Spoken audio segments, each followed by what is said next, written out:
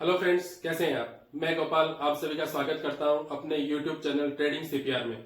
Friends, इस global uncertainty के माहौल में जहां सभी देश एक दूसरे के दुश्मन बने हुए हैं, हाँ, दुश्मनी का कारण अलग हो सकता है, परंतु वर्ल्ड एक ऐसे स्टेज पे खड़ा है जहां कभी भी किसी के साथ युद्ध हो सकता है और हो भी रहा है। अभी लेटेस्ट दो Buddhist majority country Cambodia Thailand में नई वार शुरू हो गई है।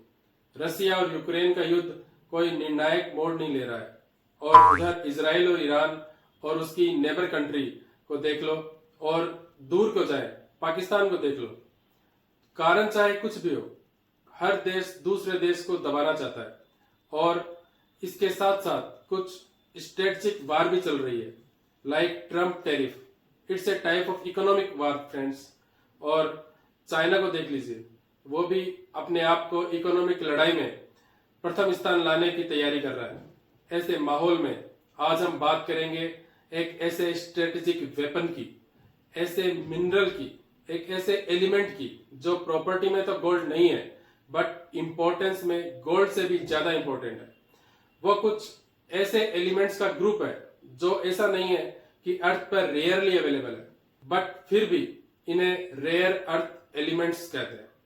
हाँ फ्रेंड्स, आज हम बात करेंगे REE, that is rare earth element की, जो कि अर्थ पर प्रचुर मात्रा में अवेलेबल होते हुए भी रेयर होने का दर्जा रखता है। और हम बात करेंगे कि ये रेयर एलिमेंट क्या होते हैं, आज के युग में इनका इतना इंपॉर्टेंस क्यों है, इंडियन गवर्नमेंट इसे पारंपरिक तरीकों से हटकर किस तरह से इसे प्रोड्यूस करना चाहती है और अपने देश की कैप्टिव कैपेसिटी को बढ़ाकर कैसे एक तीर से दो बहुत बड़े मॉन्स्टर का शिकार करना चाहती है, देश को इस फील्ड में आत्मनिर्भर बनाना चाहती है। फ्रेंड्स, इसके साथ वीडियो के अंत में हम अपने काम की बात करेंगे। वो बात क्या है, वो कौन कौन सी लिस्टेड कंपनी है जिनको गवर्नमेंट के इस इनिशिएटिव से बहुत फायदा मिल सकता है। और कंपनी का फायदा तो इन्वेस्टर का फायदा, और हम कौन है, इन्वेस्टर तो ही है। तो वीडियो शुरू करते हैं, काफी इंटरेस्टिंग होने वाला है। सबसे पहले हम बात करेंगे रेयर अर्थ एलिमेंट होते क्या है, that is REE, rare earth element या फिर रेयर अर्थ मिनरल। ये क्या होते हैं? वो मिनरल्स जिनकी सप्लाई में शॉर्टेज होने से उनका इकोनॉमिक इंपैक्ट अदर मिनरल्स की तुलना में ज्यादा होता है। ऐसे मिनरल्स को हम रेयर अर्थ मिनरल्स कहते हैं। जो REEs है, एक ग्रुप है 17 मेटेलिक एलिमेंट्स का, जिसमें स्कैंडियम, इट्रियम के अलावा लेंथेनॉइड्स होते हैं। और फ्रेंड्स, ये जो लेंथेनॉइड्स होते हैं, इनमें 15 एलिमेंट्स हैं जिनका एटॉमिक नंबर 57 से 71 है अगर आप पीरियोडिक टेबल देखें तो। और जो रेयर अर्थ एलिमेंट है, एक इनकी यूनिक प्रॉपर्टी होती है, RE का use wide range of technology में होता है, which includes electronics, magnets and catalyst. Aldous जैसे कि हमने बात की कि ये रेयर कहलाते हैं, परंतु they are not rare because ये सफिशिएंट मात्रा में अर्थ क्रस्ट में अवेलेबल होते हैं, बट इनको फाइंड करना कंसंट्रेशन फॉर्म में काफी डिफिकल्ट होता है, इसीलिए इसको रेयर अर्थ एलिमेंट कहते हैं। ये मिनरल काफी इसेंशियल होते हैं फ्रेंड्स, किसी कंट्री के डेवलपमेंट और नेशनल सिक्योरिटी के लिए, और इनका उपयोग कई सेक्टर्स में किया जाता है, which includes high electronic telecommunication, transport and defence. और ये मल्टीपल स्ट्रेटेजिक वैल्यू चेन भी बनाते हैं, जैसे कि clean technology initiative such as EV, that is electronic vehicle, wind turbine, solar panel etcetera. इनका उपयोग सेमीकंडक्टर बनाने में, डिफेंस एप्लीकेशंस में और परमानेंट मैग्नेट बनाने में भी किया जाता है। तो अब सबसे पहले हम बात करेंगे कि कौन कौन से वो देश हैं जो इसको प्रोड्यूस करते हैं। वो कौन कौन से 10 कंट्री हैं जो इनको सबसे ज्यादा प्रोड्यूस करते हैं। तो सबसे पहले नंबर पे आता है चाइना, जो कि रेयर अर्थ मिनरल्स है वो प्रोड्यूस करता है 2,70,000 मेट्रिक टन। उसके बाद आता है यूएस प्रोड्यूस करता है 45,000 मेट्रिक टन। फिर आता है म्यांमार का नंबर, वो प्रोड्यूस करता है 31,000 मेट्रिक टन। ऑस्ट्रेलिया आता है उसके बाद में, वो प्रोड्यूस करता है 13,000 मेट्रिक टन। नाइजीरिया है वो प्रोड्यूस करता है सेम 13,000 मेट्रिक टन। थाईलैंड की बात करें तो वो प्रोड्यूस करता है 2,900 मेट्रिक टन। और इंडिया भी लाइक थाईलैंड 2,900 मेट्रिक टन ही प्रोड्यूस करता है। और रसिया की बात करें तो 2,500 मेट्रिक टन। और मेडागास्कर की बात करें तो 2,000 मेट्रिक टन। और वियतनाम भी प्रोड्यूस करता है, उसका है ओनली 300 मेट्रिक टन। तो अगर हम प्रोडक्शन की बात करें 10 कंट्रियों में, तो इंडिया का स्थान आता है 7th प्लेस पे। तो इन सभी 10 कंट्रियों की लिस्ट देखने पे हमें पता चलता है कि चाइना जो है वो आरई के प्रोडक्शन में नंबर 1 स्टेज पे है। और ये इसका प्रोडक्शन ही नहीं, प्रोसेसिंग भी अपने ही कंट्री में करता है। चाइना जो है वो एक ग्लोबल रेयर अर्थ मार्केट को डोमिनेट करता है by manufacturing of 90% of rare earth magnet, जो कि इंडिया को रिस्क में डाल सकता है। क्योंकि इस रेयर अर्थ मैग्नेट से क्या क्या बनते हैं, इलेक्ट्रॉनिक व्हीकल बनते हैं, मोबाइल फोन बनते हैं, डिफेंस इक्विपमेंट्स बनते हैं, और इनके साथ साथ पूरे रिन्यूएबल इंडस्ट्री में काम आते हैं। तो फ्रेंड्स ये बहुत ज्यादा इंपॉर्टेंट मिनरल्स है। इंडिया जो है वो 2,900 मेट्रिक टन प्रोड्यूस करता है REE। तो इंडिया की करंट रिक्वायरमेंट कितनी है, वो है 4,010 मेट्रिक टन। हालांकि ये जो डिमांड है वो 2030 तक माना जा रहा है कि डबल हो जाएगी, दैट इज 8,220 मेट्रिक टन। तो ये जो प्रोडक्शन और रिक्वायरमेंट का गैप है that is approximate 1100 metric ton. अगर आज के सिनेरियो की बात करें तो इस सब को हमें क्या करना पड़ता है, इंपोर्ट करना पड़ता है। और हम इंपोर्ट कहां से करता है, प्राइमरीली फ्रॉम चाइना। तो यहीं से स्टोरी का ट्विस्ट है दोस्तों। फ्रेंड्स, ट्रंप के टेरिफ वार के रिप्लाई में जब चाइना ने REE that is rare earth element का एक्सपोर्ट को रेस्ट्रिक्ट किया, तो उसने RE को एक स्ट्रेटेजिक वेपन की तरह यूज किया। तो इंडिया ने इस मैटर को काफी सीरियसली लिया और एग्रेसिवली एक्शन लेने शुरू किए, ताकि इन रेस्ट्रिक्शन के चलते हुए अपने देश की इकोनॉमी को कोई नुकसान ना हो जाए। क्योंकि चाइना पे इतना डिपेंडेंट रहना आज के सिनेरियो में सही नहीं है। वैसे भी चाइना इतना रिलायबल पड़ोसी भी नहीं है। इंडिया बूस्ट कर रहा है डोमेस्टिक प्रोडक्शन को एंड रीसाइक्लिंग इनिशिएटिव्स को। हाँ फ्रेंड्स, अभी जो मैंने कहा रीसाइक्लिंग इनिशिएटिव। तो फ्रेंड्स, आज का जो अपना लेक्चर है वो रीसाइक्लिंग कैसे करते हैं, कैसे ई वेस्ट से हम REE को अपने देश में ही प्रोडक्शन कर सकते हैं। और गवर्नमेंट इस प्रोसेस को ज्यादा बढ़ावा देना इसलिए चाह रही है क्योंकि जो ट्रेडिशनल मेथड है माइनिंग करके REE को निकालना, वो जो है ना वो कॉस्ट इफेक्टिव भी नहीं है और इन्वायरमेंट फ्रेंडली भी नहीं है। तो फ्रेंड्स, अब आगे हम बात करेंगे उस सेकंड मेथड की, जो कि है ई वेस्ट रिसाइकलिंग। तो ये क्या होता है ई वेस्ट जैसा कि हमें पता है, जो इलेक्ट्रॉनिक वेस्ट होता है उसे हम ई वेस्ट कहते हैं। ई वेस्ट जनरेट होता है किसी इलेक्ट्रॉनिक प्रोडक्ट को अपनी लाइफ खत्म होने के बाद में जो वेस्ट बचता है उसे हम ई वेस्ट कहते हैं।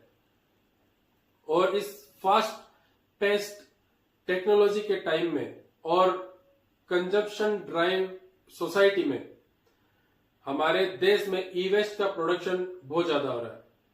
वैसे तो ये ग्लोबली ही एक बहुत बड़ा इश्यू है ई वेस्ट जनरेशन का, लेकिन अगर हम बात करें इंडिया की तो बढ़ते हुए टेक्नोलॉजी यूजेस और अर्बनाइजेशन के कारण high volume of electronic waste generate होता है। एक्चुअली आज के टाइम में India is one of the largest producer and consumer of electric devices.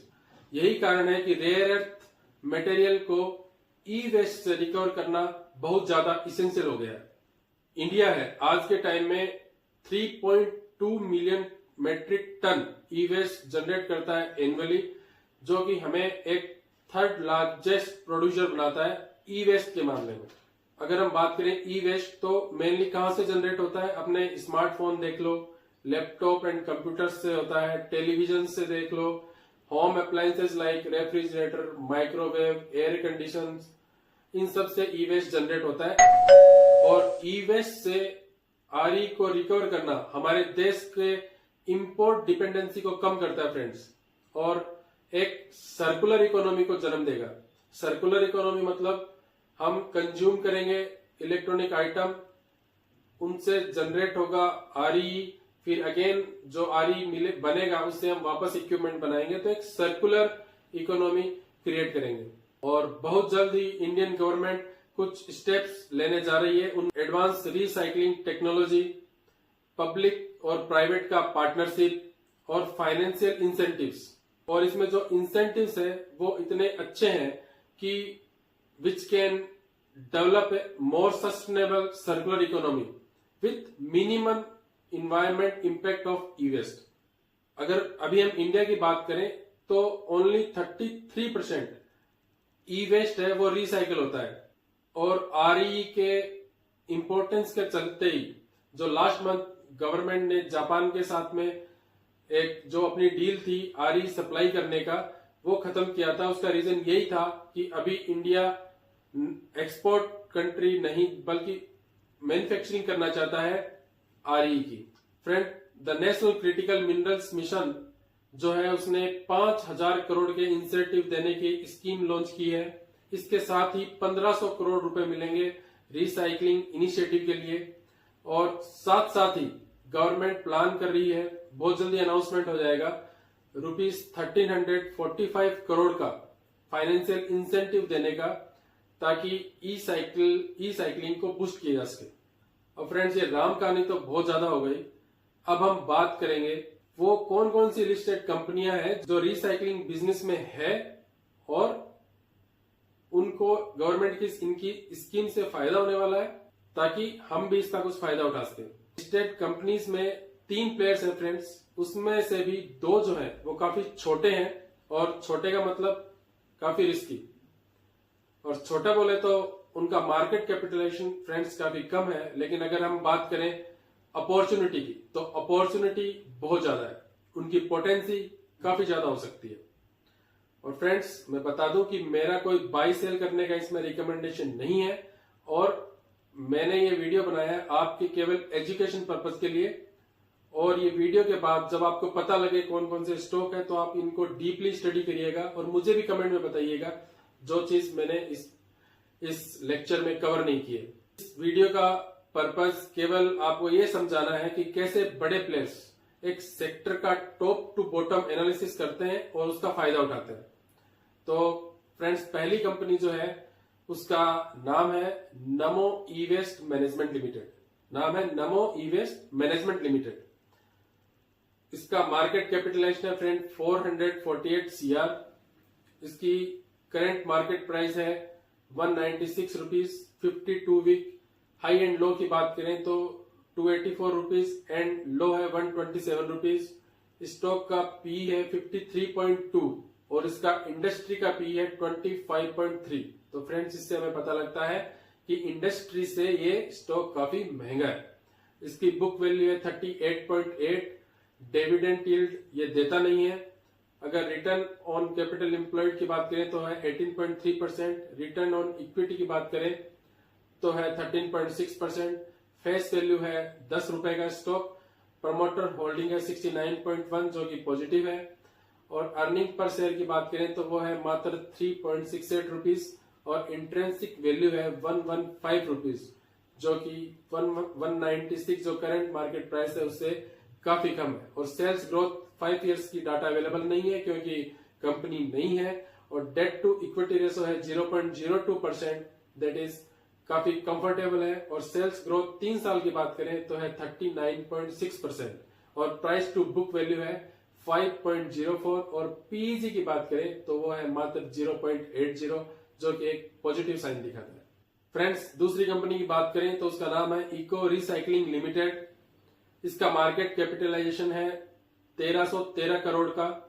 Current price है 680 और अगर 52 वीक हाई लो की बात करें तो वो है 1215 और लो है 502 रुपए का। स्टॉक का पी चल रहा है 56.2, इंडस्ट्री का पी है 25.3, तो थोड़ा हायर वैल्यूएशन पे है। बुक वैल्यू है 45.6, डिविडेंड देता नहीं है। और आरओसी की बात करें वो है 38.2%, रिटर्न ऑन इक्विटी है फ्रेंड 30.4, काफी अच्छा है। फेस वैल्यू 10 रुपीज, ये भी पॉजिटिव है। प्रोमोटर होल्डिंग की बात करें तो 73.4% है प्रोमोटर के पास। और अर्निंग पर शेयर की बात करें तो 12.1 रुपीज है। और इसका इंट्रेंसिक वैल्यू है वो है मात्र 199, तो जिससे स्टॉक जो है वो 680 पे है और इसका इंट्रेंसिक वैल्यू आता है 199, जो काफी कम है। स्टॉक काफी महंगा लग रहा है इंट्रेंसिक वैल्यू की बात करें तो। और इबिटा की बात करें तो वह 39.5 और प्लेस परसेंटेज 0 है, वो पॉजिटिव संकेत है। चेंज इन प्रोमोटर होल्डिंग की बात करें तो 0 है, वो पॉजिटिव संकेत है। सेल्स ऑफ 5 इयर्स ग्रोथ की बात करें तो 29.2% है, काफी अच्छा है। डेट टू इक्विटी की बात करें तो 0.08, ये भी काफी पॉजिटिव है। 5 इयर्स की अगर प्रॉफिटेबिलिटी की बात करें तो 73.0%, यही कारण है कि इसका इन सब का पी भी ज्यादा है फ्रेंड्स, क्योंकि इनमें टॉप लाइन और बॉटम लाइन ग्रोथ काफी अच्छी है। और 3 इयर्स की सेल्स ग्रोथ की बात करें तो 42.2%, प्राइस टू बुक वैल्यू है 14.9 और पीजी रेशो देखें तो काफी कम है 0.78। और क्वार्टरली सेल्स की बात करें तो 21.4%, तो काफी पॉजिटिव है। थर्ड जो कंपनी है वो आती है ग्रेविटा इंडिया लिमिटेड। फ्रेंड्स, इसका मार्केट कैपिटलाइजेशन है 13,925 करोड़ का, करंट प्राइस है 1887 और 52 वीक के हाई और लो की बात करें तो हाई था 2,700 रुपए और लो है 1,380 रुपए। स्टॉक की करंट पी की बात करें तो वह है 44.6, जो कि इसको इंडस्ट्री से काफी हाई है। इंडस्ट्री का पी जैसे हमने बात किया काफी कम है। बुक वैल्यू की बात करें तो 280 रुपीज है। डिविडेंड यील्ड ये देता है, ये पॉजिटिव साइन है, 0.34% है। रिटर्न ऑन कैपिटल एम्प्लॉयड की बात करें तो वह 21.6%, जो काफी पॉजिटिव है। रिटर्न ऑन इक्विटी की बात करें तो फ्रेंड्स ये है 21.5%, that is positive. Face value 2 रुपए का स्टॉक है। और प्रोमोटर होल्डिंग की बात करें तो 55.9% प्रोमोटर होल्ड रखते हैं इस स्टॉक को। अर्निंग पर शेयर है 42.3, काफी पॉजिटिव है। इंट्रेंसिक वैल्यू की बात करें तो वो है 1,149 और करंट मार्केट प्राइस जो है वो है 1,887, तो intrinsic value current market price से काफी कम है। इबिटा की बात करें तो 31.7, काफी अच्छा है। प्लेस परसेंटेज 0 है, पॉजिटिव संकेत है। और अगर हम बात करें चेंज इन प्रमोटर होल्डिंग तो वह है -3.39%, ये थोड़ा सा नेगेटिव है। रिटर्न ऑन कैपिटल एम्प्लॉयड की बात करें तो 21.6% है। टॉप लाइन ग्रोथ की बात करें तो 23.5% है 5 इयर्स की। डेट टू इक्विटी रेशो काफी अच्छा है 0.14। प्रॉफिट की बात करें 5 इयर्स की तो वो 49.2% है, ये भी काफी अच्छा है। और 3 इयर्स के सेल्स ग्रोथ की बात करें तो 20.4% और प्राइस टू बुक वैल्यू की बात करें तो वो है 6.73 और पीजी रेशो की बात करें तो वो है 1.46, तो तीनों में इसका पीजी रेशो सबसे ज्यादा है। और मेरा ये मानना है कि 1 के ऊपर जो पीजी है तो वो बताता है कि स्टॉक थोड़ा महंगा है, तो ये है 1.46, तो इसका आपको जरूर ध्यान रखना चाहिए। इसीलिए तो बोला जाता है पूरा अगर एनालिसिस करेंगे तभी तो हमें समझ में आएगा कि कौन सी कंपनी सस्ती है, कौन सी महंगी है। और जब ये सस्ती हो जाएगी तब बनाएंगे ना पोजीशन, अभी कौन सी अर्जेंसी है। फ्रेंड्स, ये आपके लिए होमवर्क रहेगा कि तीनों कंपनी को आप और भी डीपली स्टडी करें और मुझे कमेंट में बताएं कि वो कौन कौन से प्लेयर्स हैं इस सेक्टर के जो मुझसे छूट गए हैं, तो आप प्लीज उनको कमेंट में बताएं। अगर इस वीडियो को आप लर्निंग की तरह लेते हैं फ्रेंड्स, तो ये आपकी इन्वेस्टमेंट जर्नी के लिए मील का पत्थर साबित हो सकता है, क्योंकि हमने आज इसमें पूरी बात की है कि किसी सेक्टर से लेके किसी कंपनी को हम कैसे एनालिसिस करते हैं। तो फ्रेंड, आज के इस सेशन में इतना ही। आशा करता हूं कि आपके लिए ये वीडियो काफी यूजफुल रहा होगा और आपको काफी कुछ जानने को मिला होगा।